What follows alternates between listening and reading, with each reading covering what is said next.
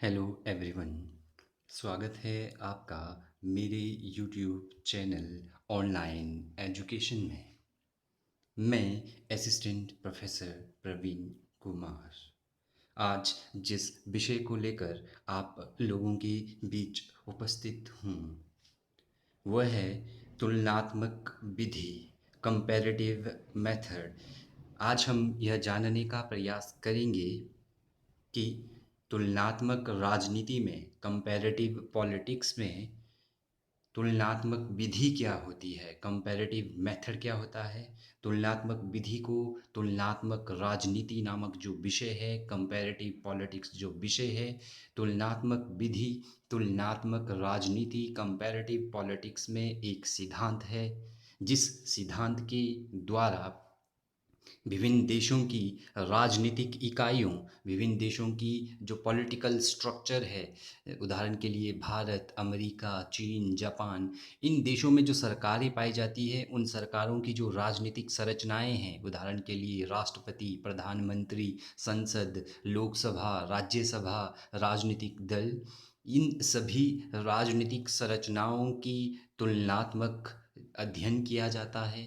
इनका तुलनात्मक अध्ययन करके कुछ एक निष्कर्ष निकाले जाते हैं, कुछ एक सिद्धांत निश्चित किए जाते हैं। तो आज हम जानेंगे तुलनात्मक विधि का अर्थ क्या होता है, इसकी विशेषताएं क्या क्या है।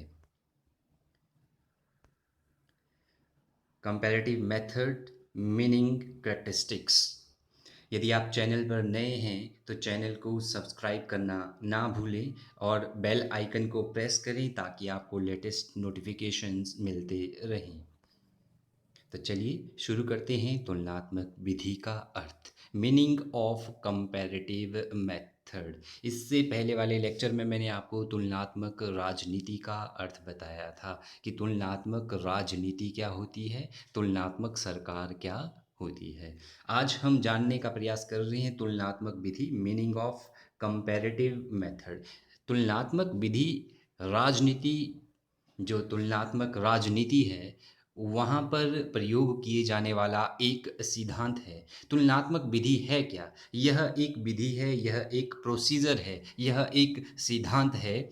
इसके द्वारा क्या किया जाता है? जिसके द्वारा तुलनात्मक अध्ययन किया जाता है, इसके द्वारा जो है कंपैरेटिव स्टडी की जाती है। लेकिन तुलनात्मक अध्ययन किस चीज़ का किया जाता है? तुलनात्मक विधि एक प्रोसीजर है, एक विधि है, इसके द्वारा तुलनात्मक अध्ययन किया जाता है। लेकिन तुलनात्मक अध्ययन किस चीज़ का किया जाएगा? तुलनात्मक अध्ययन जो है विभिन्न देशों की जो राजनीतिक इकाइयाँ हैं, जो पॉलिटिकल स्ट्रक्चर है, किसी देश का, भारत देश की संसद का जो है ब्रिटेन की संसद से तुलना की जाती है, तो उसको जो है तुलनात्मक विधि का नाम दिया जाता है। भारत की जो प्रधानमंत्री है यह एक राजनीतिक संरचना है, उसी प्रकार ब्रिटेन की जो प्रधानमंत्री है वह भी एक पॉलिटिकल संरचना है। तो भारत का राष्ट्रपति किस प्रकार, सॉरी, भारत का प्रधानमंत्री किस प्रकार कार्य करता है, उसकी कार्यशैली किस प्रकार की है, उसको क्या क्या उत्तरदायित्व सौंपे गए हैं, उसी प्रकार ब्रिटेन के प्रधानमंत्री को क्या क्या कार्य सौंपे गए हैं, उसकी कार्यशैली किस प्रकार की है। तो इस विधि में जो राजनीतिक इकाइयां हैं, राजनीतिक इकाइयां हमारे पास क्या क्या हुई, विभिन्न देशों की जो पॉलिटिकल स्ट्रक्चर है, जैसे भारत एक पॉलिटिकल सिस्टम है, एक राजनीतिक व्यवस्था है। इस राजनीतिक व्यवस्था की इकाइयां क्या है, यूनिट्स क्या है, स्ट्रक्चर क्या है।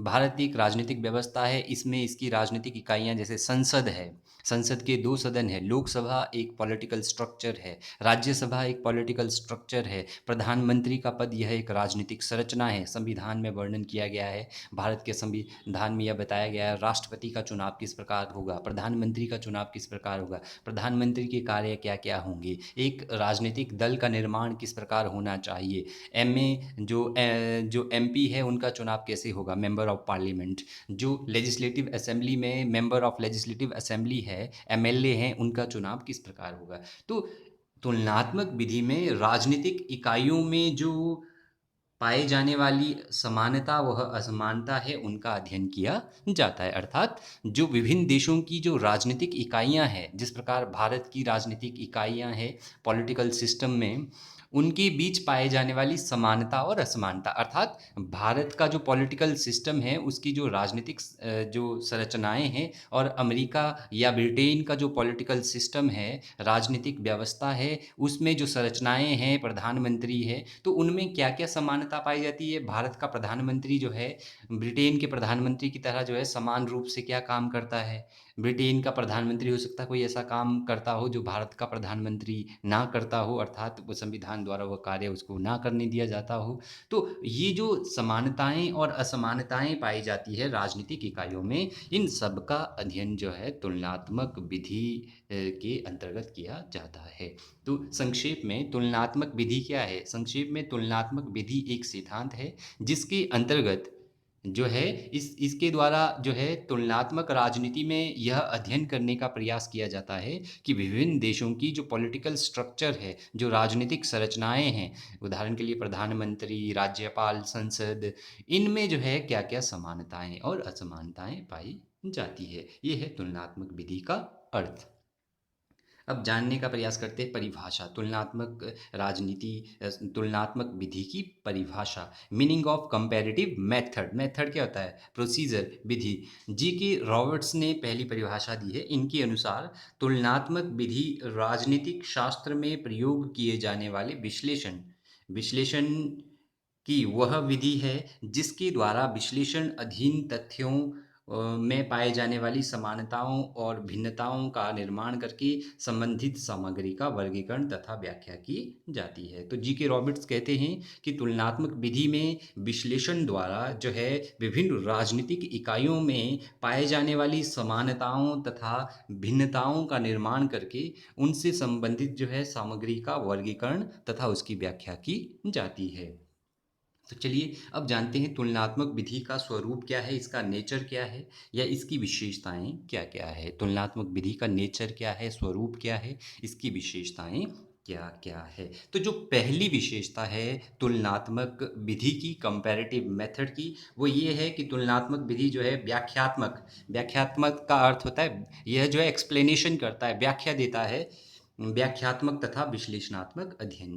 तो तुलनात्मक विधि की पहली विशेषता यह है, इसकी प्रमुख विशेषता यह है कि इसमें जो है राजनीतिक व्यवस्थाओं का अर्थ क्या है यहाँ पर, जो पॉलिटिकल सिस्टम है, जैसे भारत एक राजनीतिक व्यवस्था है, उसी प्रकार जो है इंग्लैंड भी एक राजनीतिक व्यवस्था है। वहाँ की एक सरकार है, संसद के दो सदन है, राजनीतिक दल है। उसी प्रकार भारत भी एक राजनीतिक व्यवस्था, एक पॉलिटिकल सिस्टम है। भारत सरकार है, भारत के प्रधानमंत्री है, अमेरिका हो चाहे चीन हो, जापान हो, फ्रांस हो, तो जितने भी देश विश्व में हैं उन सभी देशों की अपनी एक राजनीतिक व्यवस्था होती है। तो उन सभी राजनीतिक व्यवस्थाओं तथा राजनीतिक संस्थाओं, जो उनके पॉलिटिकल इंस्टीट्यूशन है, जो उनके पॉलिटिकल स्ट्रक्चर है, राष्ट्रपति, प्रधानमंत्री, संसद, लोकसभा, राज्यसभा, तो उन सभी का इसमें केवल मात्र सिर्फ वर्णन नहीं किया जाता कि भारत की लोकसभा क्या है, भारत की लोकसभा जो है क्या है, सिर्फ यही नहीं बताया जाता कि जो है इंग्लैंड की संसद कैसे काम करती है। सिर्फ तुलनात्मक राजनीति में यही जो है अध्ययन नहीं किया जाता या विश्लेषण नहीं किया जाता कि भारत की संसद क्या है, बल्कि इसमें इसके अलावा जो उनकी जो संचालक के संबंध में विस्तार से व्याख्या की जाती है कि उनका जो संचालन है वो कैसे होता है, अर्थात भारत का संसद जो है किस प्रकार कानून बनाता है, इसका जो है विस्तार से व्याख्या की जाती है। कानून कैसे बनता है भारत में, प्रधानमंत्री के कार्य क्या है, ब्रिटेन में जो प्रधानमंत्री है उसके काम क्या क्या है, ब्रिटेन का संसद कानून का निर्माण किस प्रकार करता है, इसकी भी इसमें व्याख्या की जाती है। अर्थात जो है एक्सप्लेनेशन जो है की जाती है कि कौन से देश में कौन सी संरचना किस प्रकार कार्य करती है और उनका संचालन जो है कैसे होता है, और उनके जो संचालन के जो ऑर्गन है, अंग है, वो उनका जो है आपस में तुलनात्मक अध्ययन किया जाता है। अर्थात भारत में कानून बनाने का जो मुख्य अंग है वो संसद है, लोकसभा और राज्यसभा जो है कानून पारित करते हैं, और उसके बाद जो है अगर राष्ट्रपति की स्वीकृति मिल जाती है तो वो कानून बन जाता है। उसी प्रकार इंग्लैंड में भी संसद कानून बनाता है, और संसद के जो है कानून जब उसको जो है वह जो है पारित हो जाता है तो वह प्रधानमंत्री की स्वीकृति के लिए चला जाता है। तो यहाँ पर जो है तुलनात्मक अध्ययन किया जाता है आपस में कि भारत में कानून किस प्रकार बनाया जाता है और इंग्लैंड में कानून का निर्माण किस प्रकार होता है, और इनका तुलनात्मक अध्ययन करके जो है इनका विश्लेषण किया जाता है कि किस देश में कानून बनाने की सबसे अच्छी प्रणाली है, अर्थात कौन सा देश जो है कानून को अच्छे ढंग से बना रहा है, या किस देश की कानून प्रणाली जो है कानून बनाने का जो व्यवस्था है वो सबसे अधिक है। तो तुलनात्मक विधि का प्रयोग ही इसलिए किया जाता है ताकि हम जो है यह पता लगा सके कि किस देश की राजनीतिक व्यवस्था में क्या अच्छी विशेषताएं हैं और क्या नहीं है। दूसरी जो विशेषता है तुलनात्मक विधि की वो है वैज्ञानिक तथा व्यवस्थित अध्ययन। तुलनात्मक विधि की दूसरी विशेषता यह है कि इसमें जो है राजनीतिक प्रणालियों का अर्थ मैंने बता दिया था, पॉलिटिकल सिस्टम का। भारत एक राजनीतिक प्रणाली है, एक सरकार है, प्रधानमंत्री है, हमारे जो है राजनीतिक दल है। उसी प्रकार इंग्लैंड भी एक राजनीतिक व्यवस्था है, अमेरिका है, फ्रांस है। तो इसमें जो है इन सभी राजनीतिक प्रणालियों का वैज्ञानिक रूप में साइंटिफिक रूप से स्टडी की जाती है, और साइंटिफिक रूप से या वैज्ञानिक विधि से किस प्रकार अध्ययन किया जाता है। यह अध्ययन इस प्रकार किया जाता है कि राजनीतिक प्रणालियों का अध्ययन करते समय वैज्ञानिक विधि का प्रयोग किया जाता है, अर्थात जब इन जो है राजनीतिक प्रणालियों का अध्ययन किया जाता है तो उस समय जो है साइंटिफिक मेथड का प्रयोग किया जाता है, वैज्ञानिक विधि का प्रयोग किया जाता है। और उन राजनीतिक प्रणालियों में जो असमानताएं पाई जाती है, इनइक्वालिटीज पाई जाती है, जो डिफरेंसेस पाए जाते हैं, तथा उनके बीच जो समानताएं पाई जाती है, उनका जो है व्यवस्थित अध्ययन किया जाता है, सिस्टमेटिक जो है स्टडी की जाती है कि भारत की राजनीतिक संरचना, भारत के पॉलिटिकल सिस्टम, भारत राज्य की सरकार और ब्रिटेन की सरकार में क्या क्या अंतर है, भारत की जो सरकार है वह अमेरिका की सरकार से कैसे जो है डिफरेंट है। और ये व्यवस्थित अध्ययन करके, यह वैज्ञानिक अध्ययन करके कुछ एक निष्कर्ष निकाले जाते हैं, कुछ एक कंक्लूजन जो है निकाले जाते हैं कंपैरेटिव स्टडी करके। तीसरी विशेषता है तुलना करने की इकाइयों में समानता आवश्यक। तीसरी जो विशेषता है तुलनात्मक विधि की वह है कि तुलना करने की जितनी भी इकाइयां हैं उन इकाइयों में समानता का होना आवश्यक है, अर्थात जो भी राजनीतिक विद्वान या राजनीतिक शास्त्री दो देशों की राजनीतिक व्यवस्थाओं का अध्ययन कर रहा है, या किसी भी दो देश की राजनीतिक संरचनाओं का अध्ययन कर रहा है, पॉलिटिकल स्ट्रक्चर का अध्ययन कर रहा है, तो उन दो देशों की राजनीतिक संरचनाओं में समानता होनी चाहिए। ऐसा ज़रूरी नहीं है कि वो दोनों चीज़ें एक समान होनी चाहिए, पर वो समानताएं मिलती जुलती होनी चाहिए। तो वो समानताएं कैसी होनी चाहिए? राजनीतिक प्रणाली में जो आपने अध्ययन के लिए जो आपने संरचनाएं चुनी हैं, उन संरचनाओं के जो ढांचे हैं, जो स्ट्रक्चर है, जिस प्रकार भारत में संसद है, अगर आप भारत की संसद की तुलना ब्रिटेन की संसद से करेंगे तो इनके जो ढांचे हैं, इनका जो स्ट्रक्चर है वो आपस में मिलता जुलता है। भारत की संसद के दो सदन है, लोकसभा और राज्यसभा। उसी प्रकार इंग्लैंड की संसद के भी दो सदन है, house of Lord, house of common. तो दोनों में समानता है, और इस समानता के आधार पर जो है हम जो है उनका क्या कर सकते हैं, हम उनका कंपैरिजन कर सकते हैं। और समानता का यह अर्थ बिल्कुल भी नहीं है, समानता का यह अर्थ बिल्कुल भी नहीं है कि समानता जो है पूर्ण समानता होनी चाहिए, अर्थात जो है दोनों जो है पूर्ण तौर पर समान होने चाहिए। तो समानता के लिए ज़रूरी यह नहीं है कि यदि एक साइड आपने जो है राजनीति विज्ञान की एक पुस्तक रखी है, वो सेम राइटर की है, दूसरी साइड भी राजनीति विज्ञान की जो है सेम पुस्तक होनी चाहिए। तो समानता के लिए जो आप इकाइयाँ ले रहे हैं, टोटल उनमें समानता होने की ज़रूरत नहीं है, पर हाँ 90%, 95% उनमें जो है समानता होनी चाहिए। और समानता का यह अर्थ है कि जो आपने इकाइयाँ ली है वो मुख्य पक्ष से समान होनी चाहिए। जिस प्रकार मुख्य पक्ष का अर्थ क्या हुआ, जिस प्रकार भारत में संसद है, इंग्लैंड में भी संसद है, भारत में प्रधानमंत्री है, इंग्लैंड में भी प्रधानमंत्री है, भारत में राष्ट्रपति है और अमेरिका में राष्ट्रपति है। तो भारत के राष्ट्रपति और अमेरिका के राष्ट्रपति की आप जो है क्या कर सकते हैं, आप जो है उनका कंपैरिजन कर सकते हैं, उनकी तुलना कर सकते हैं, क्योंकि उनमें समानता पाई जाती है। आप भारत के प्रधानमंत्री का इंग्लैंड की संसद से तुलना नहीं करते, क्योंकि जो प्रधानमंत्री और इंग्लैंड की संसद है उनमें समानता क्या क्या है। भारत में जो प्रधानमंत्री है वो एक राजनीतिक संरचना है, एक पॉलिटिकल स्ट्रक्चर है, लेकिन वो दोनों एक जीवित है, एक जो है निर्जीव है। तो दोनों में समानता होनी चाहिए राजनीतिक इकाई की, अगर आपने जो है तुलनात्मक अध्ययन करना है। उदाहरण के लिए जैसे कहा गया है कि आप भारत की संसद का तथा ब्रिटेन की संसद का तुलनात्मक विधि से अध्ययन किया जा सकता है, क्योंकि दोनों में जो है क्या है, दोनों में जो है दोनों इकाइयों में आंशिक समानता पाई जाती है। आंशिक समानता का क्या अर्थ है कि इनमें जो है आंशिक तौर पर समानता पाई जाती है। भारत का संसद है, इंग्लैंड में संसद है। भारत की संसद के दो सदन है, लोकसभा और राज्यसभा। उनकी रचना, उनका कॉम्पोजिशन अलग है। और उसी प्रकार इंग्लैंड की जो संसद है उसके भी दो सदन है, house of Lord, house of common. उनकी कॉम्पोजिशन अलग है। उनमें असमानता भी है, लेकिन उनमें समानता क्या है, वो आंशिक तौर पर दोनों समान है। तो यह भी एक मुख्य विशेषता है कि तुलना करने वाली जो इकाइयां हैं उनमें आंशिक समानता होना आवश्यक है। अगला जो पॉइंट है, विशेषता है तुलनात्मक विधि की, वो है तुलनात्मक सैद्धांतिक विषयों का चुनाव। अर्थात इसमें जो है तुलना के लिए जो राजनीतिक सिद्धांतकार जो संरचनाएं लेते हैं, उन तुलना के लिए जो ली गई राजनीतिक संरचनाएं हैं उनमें जो है सैद्धांतिक विषयों का चुनाव होना चाहिए। यह भी तुलनात्मक विधि की एक मुख्य विशेषता है कि तुलनात्मक राजनीति की है एक मुख्य विशेषता कि तुलना के लिए जो इकाइयां चुनी गई है, तुलना के लिए जो इकाइयां चुनी गई है, उन चुने जाने वाली इकाइयों में तथा उनके विषयों में सैद्धांतिक समानता होनी चाहिए। और सैद्धांतिक समानता से क्या अभिप्राय है? सैद्धांतिक समानता से अभिप्राय है कि सिद्धांत के आधार पर दो या दो से अधिक संरचनाएं आपस में मिलती जुलती हो। तो सैद्धांतिक जो समानता है या प्रिंसिपल जो इक्वालिटी है, उसका क्या अर्थ है कि उनमें आपस में जो है बेसिक आपस में समानता होनी चाहिए। जिस प्रकार भारत की संसद है और ब्रिटेन की संसद है, दोनों में सैद्धांतिक समानता है। अर्थात संसद जो है लोकतंत्रीय शासन प्रणाली में होता है और उसी प्रकार ब्रिटेन में भी लोकतंत्रीय शासन प्रणाली है। तो सैद्धांतिक जो है विषयों का चुनाव किया जाना चाहिए। अर्थात तुलनात्मक राजनीति में तुलना के लिए ऐसी इकाइयों का चुनाव किया जाना चाहिए जिनमें सैद्धांतिक तौर पर आपस में समानता हो।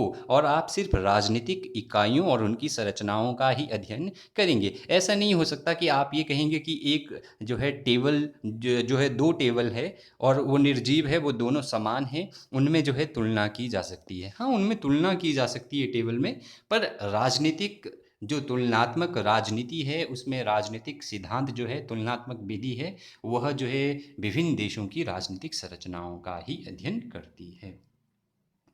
अगली जो विशेषता है वो है अध्ययन की स्पष्टता।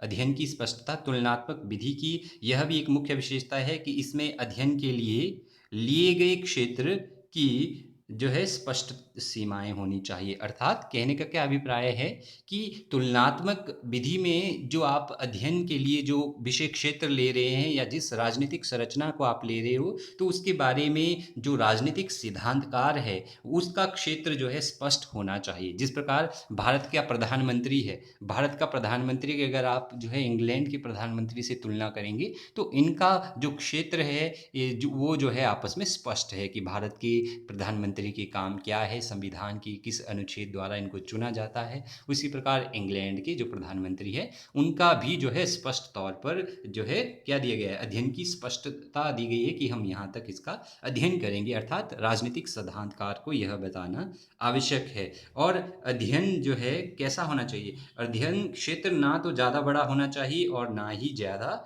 छोटा।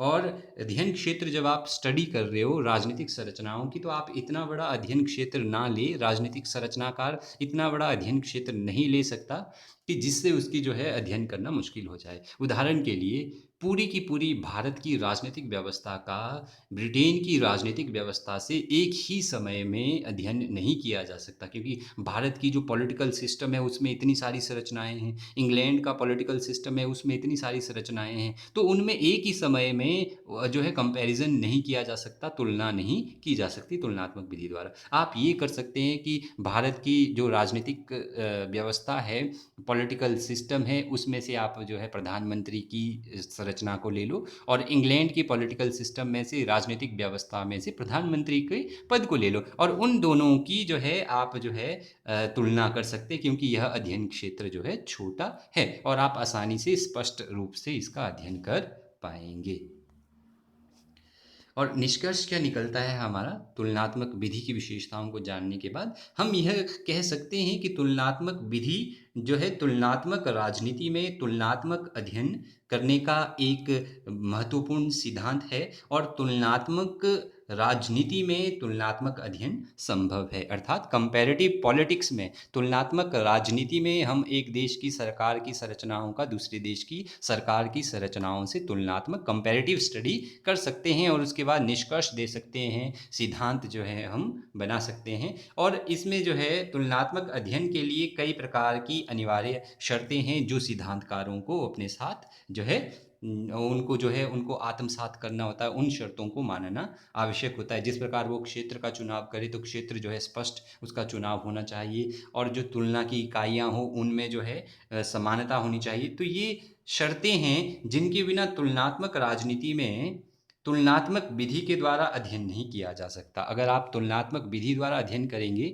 अगर आप इन नियमों को नहीं मानेंगे राजनीतिक सिद्धांतकार के रूप में, तो आप जो है कंपैरेटिव पॉलिटिक्स में तुलनात्मक विधि में आप जो है अध्ययन नहीं कर पाएंगे, तुलनात्मक अध्ययन नहीं कर पाएंगे और तुलनात्मक अध्ययन नहीं किया जा सकता और ना ही राजनीति विज्ञान में विश्वसनीय तथा जो है परिणामों पर पहुंचा जा पाएगा या ना ही आप जो है राजनीति विज्ञान में विश्वसनीय और जो है अच्छे परिणामों तक, अच्छे सिद्धांतों पर पहुंच पाएंगे। तो निष्कर्ष में तुलनात्मक राजनीति में जो तुलनात्मक विधि है यह एक सिद्धांत है, यह एक विधि है जिसके द्वारा जो है विभिन्न देशों की जो राजनीतिक संरचनाएं हैं, पॉलिटिकल स्ट्रक्चर है, उनमें पाई जाने वाली समानताओं असमानताओं का अध्ययन किया जाता है और इसका अध्ययन करके जो है फिर राजनीतिक सिद्धांतकार, पॉलिटिकल थ्योरिस्ट जो है तुलनात्मक राजनीति में वो अपने अपने निष्कर्ष देते हैं, अपने अपने सिद्धांत देते हैं।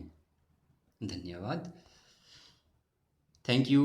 यदि आपको लेक्चर अच्छा लगा हो तो सब्सक्राइब, लाइक और शेयर ज़रूर करें और चैनल को सब्सक्राइब करना ना भूलें। Thank you.